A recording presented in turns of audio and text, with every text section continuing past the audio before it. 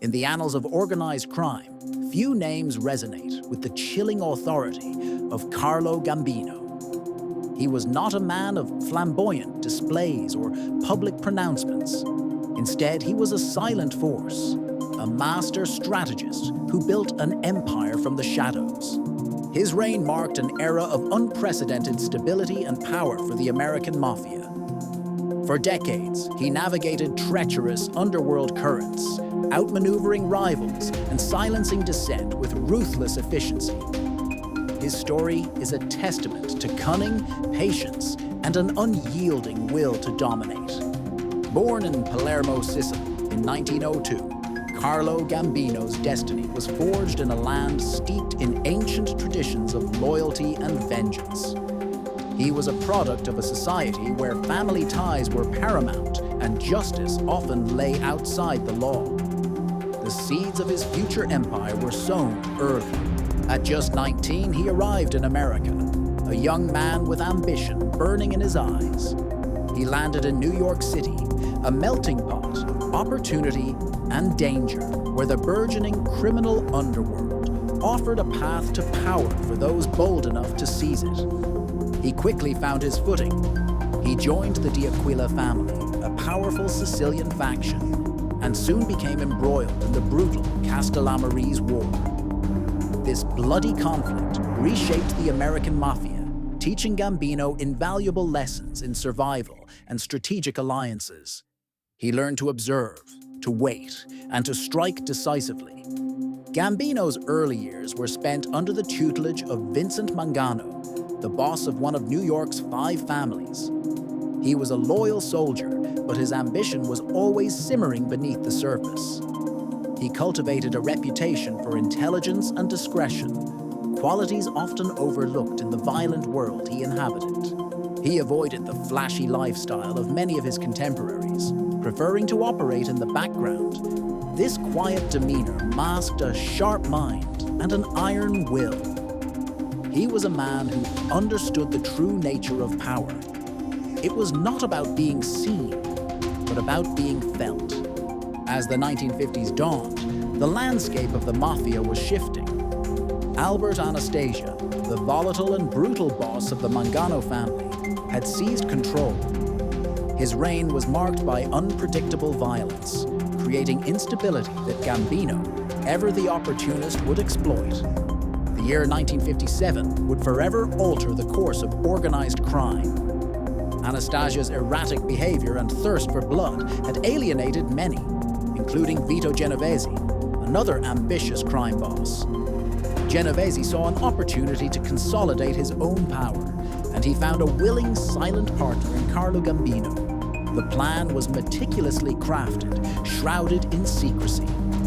On October 25, 1957, Albert Anastasia walked into the barbershop of the Park Sheraton Hotel. He settled into the chair, unaware that his final moments were rapidly approaching. The barbershop was a place of routine, a place of vulnerability. 2 masked gunmen burst in, unleashing a hail of bullets. Anastasia, caught completely off guard, died instantly. The brazen assassination sent shockwaves through the underworld, signaling a dramatic shift in power. The era of the Mad Hatter was over. With Anastasia eliminated, the path was clear for Gambino. He swiftly assumed control of the family, now bearing his name. But his ascent was not without further challenges. Vito Genovese, his former ally, now stood as his primary rival for overall mafia dominance. Gambino, however, had already laid the groundwork for Genovese's downfall. He secretly collaborated with Lucky Luciano and Frank Costello, 2 powerful figures who resented Genovese's ambition. Together, they orchestrated a brilliant, insidious plot. In 1959, Genovese was arrested and convicted on drug trafficking charges, a setup orchestrated by Gambino and his allies. He was sentenced to 15 years in prison, effectively removing him from the game. The path to undisputed leadership was now wide open for Carlo Gambino. With his rivals neutralized, Gambino solidified his position as the most powerful crime boss in America. He became the de facto head of the commission, the mafia's ruling body, guiding its decisions with a firm, almost invisible hand. His influence was absolute. Under his leadership, the Gambino family flourished, becoming the largest and most influential crime family in the nation. He expanded their rackets into every conceivable sector: construction, trucking, labor unions, gambling, loan sharking, and legitimate businesses. His reach was vast. Gambino instilled a strict code of discipline and loyalty within his ranks. He demanded respect and discretion, punishing those who drew unwanted attention or betrayed the family.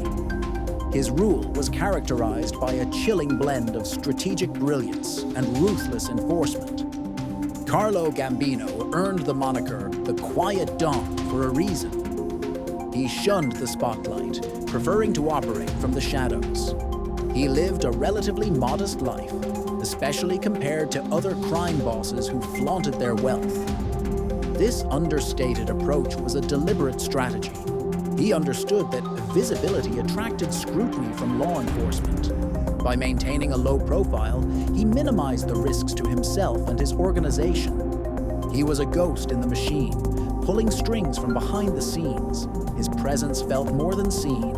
His genius lay in his ability to adapt. He navigated the changing landscape of law enforcement, avoiding the pitfalls that ensnared many of his contemporaries. He built a network of corrupt officials and informants, ensuring he was always one step ahead. Despite his quiet demeanor, Gambino faced constant pressure from federal authorities. The FBI, under J. Edgar Hoover, relentlessly pursued organized crime figures. Yet, Gambino proved remarkably elusive, rarely facing serious charges or convictions. His legal team was as formidable as his criminal enterprise. He maintained control of his vast empire for nearly 2 decades, a remarkable feat in the volatile world of the mafia. His leadership brought an unprecedented period of stability and prosperity to his family, cementing his legend as a master strategist. As his health began to decline in the mid-1970s, the question of succession loomed large. In a controversial move, Gambino bypassed his underboss, Agnello Della Croce, and named his brother-in-law, Paul Castellano, as his successor. This decision would have profound and violent consequences for the family. Carlo Gambino died of natural causes in 1976 at the age of 74, a rare privilege for a crime boss of his stature. He passed away in his own bed, a testament to his unparalleled ability to survive and thrive in a world defined by violence and betrayal. His death marked the end of an era, but his legacy endured. He transformed the American mafia, demonstrating that true power lay not in brute force, but in cunning, discipline, and an unwavering commitment to secrecy. He was the quiet architect of an empire built on fear and loyalty.